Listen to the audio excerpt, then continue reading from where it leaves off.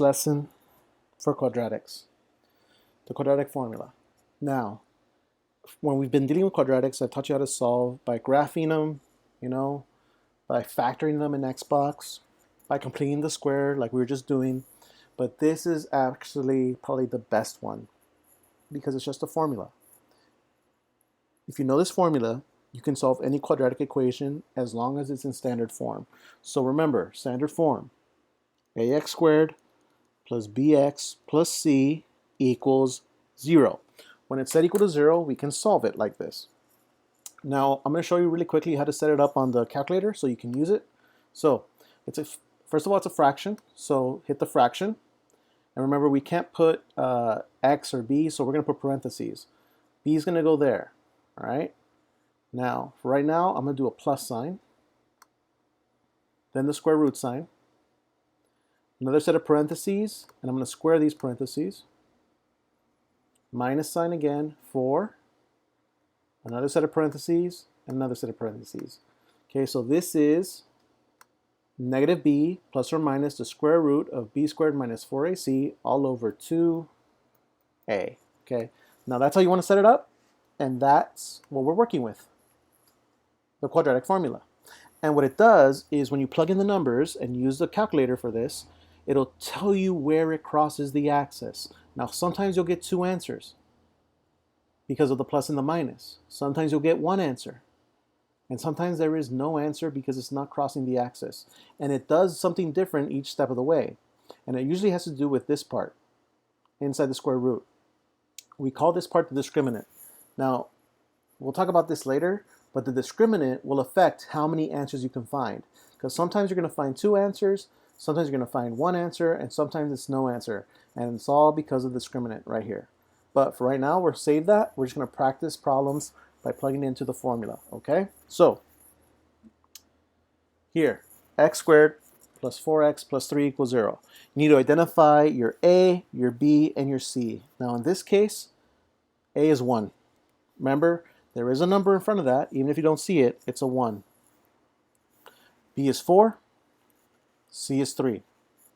So we're going to plug these numbers into the formula and see what we get. All right. Let's start with the negative b. This would be a 4 here.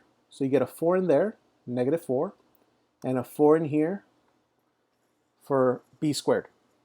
Minus 4ac. So a goes first, which is a 1. And then c is a 3. So we have negative b plus or minus b squared minus 4ac all over 2a, 1. So one of my answers is negative 1. So in case you weren't sure what I just did, I just plugged this in. Negative b plus or minus the square root of b squared minus 4ac all over 2a. That's what I just did on the calculator. Okay, now, you notice I put a plus sign. But when I said it, I said plus or minus because there's two answers. So you have one of the answers for plus. You have negative 1. But what if it was a minus? Negative 3. So you have two answers. And usually what you're going to see, guys, when they write the answers for this, you're going to see just a comma that separates the two answers. Those are the two answers. When you plug it into the quadratic formula, you get those answers, okay? All right, let's move on. Let's do another one. All right, let's do this one. So again, negative b plus or minus the square root of b squared minus 4 times a times c all over 2a. All right, now that means in here I'm putting a negative 3. And yes, just because you have a negative number doesn't mean the one outside doesn't go away. Negative 3, 2, and a 2 down here, and negative 5. Okay, so right now, one of my answers, negative 1. One of my answers for x is negative 1. Now, what if it's adding instead? 2.5. If you want to see as a fraction, x equals negative 1, comma, 5 over 2. Just use the calculators, guys. Just use the calculators. This is how you're going to use it anyway. If you have a calculator that you can enter the entire thing in, use it. This is way better than your phone, okay? Okay, so you can write it as decimals, you can write it as fractions. Feel free to do any format you want. Let's do it one more time. Oh, there's a problem. Sorry, we can't do it right away because it's not written the right way. It has to be equal to 0. So you have to move this 3. Now, there's no like terms, so you just put it at the end. And again, x equals negative b plus or minus the square root of b squared minus 4 times a times c all over 2a. All right, time to put it in my calculator. Let's put it in my calculator. Sorry, I gotta use the mouse. All right, so I have negative 7, negative 7. 2 is the same, but this should be a negative 3. All right, so, ooh, they don't even give me a fraction choice here. Can I choose a fraction? Doesn't look like it. They don't want to give me a fraction. All right, fair enough. So, one of my answers for this is x equals, sorry, let me move the, I'm going to turn this off for a second or move it to this side as I change it. Okay, so one of my answers is approximately 3.9. And then what's my other answer? Let's change it to a minus sign. Negative 0.4.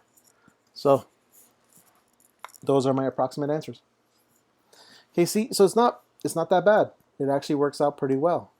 Okay, and that's how I want you to use the calculator. All right, one more, and I'm going to skip a bunch of the steps. I'm going to go straight into the calculator. Okay, identifying the A, the B, and the C. And let's see what happens. All right, so I'll put my B is negative 4, so negative 4, and negative 4. My A is 5 now, 5 and 5. And my B is a 9. Oh, what? What just happened? What does that mean? Undefined. Undefined. Undefined is another way to say there's no solution. Okay, that's what that means. Now, if you look at the graphs that I showed you earlier, what this would mean is this function, if we graph this function, it would look like that. It would not be crossing the x-axis.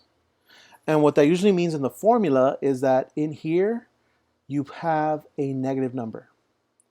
So your discriminant is negative. Now that is not supposed to happen. When you get a negative discriminant, so when this is a negative,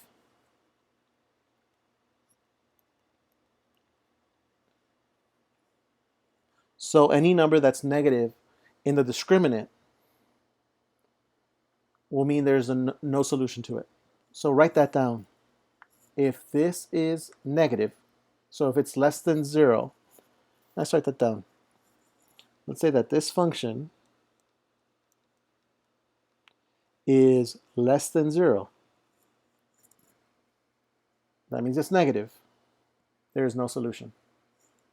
Now, if it's 0, if you get this and the answer is 0, you're going to get one solution. There's one solution here. You get one answer. When it's negative, there is no answer. But if the discriminant is positive, which means it is bigger than 0, then you get two solutions. So you get two answers when it's positive. You get one answer if it's 0, and you get no answers if it's negative. So let's practice that. Let's not try to find the answers. The discriminant only helps you to determine how many answers it has. So let's say these are my problems. How many solutions do these have? I'm not asking you to give me the solution. What I'm asking you is, if you use the discriminant,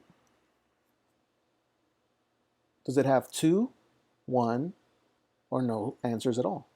So here, let's say that's my b, right? That's negative 4. A is 1, C is 4. Okay, so we multiply this. I get negative 4 times negative 4 is positive 16. 4 times 1 is 4, times 4 is 16. So I get 16 minus 16, that is 0. If I get 0, how many solutions will I have? What happens if my discriminant is 0? One solution. So this has one solution, one answer, one x-intercept. That's it. They don't even want to know which one. They just want to know how many it has. Okay, here. Now this is confusing because this is your A and this is your C. There's no B. So guys, if a number is missing, you're going to use 0 for that number, okay? So how do you fill that in? 0 squared minus 4 times A times C.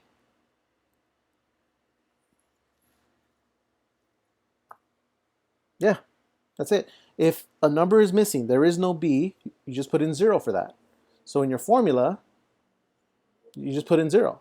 So you get, let's see, I'm going to get, that's 20, negative 20 times negative 80.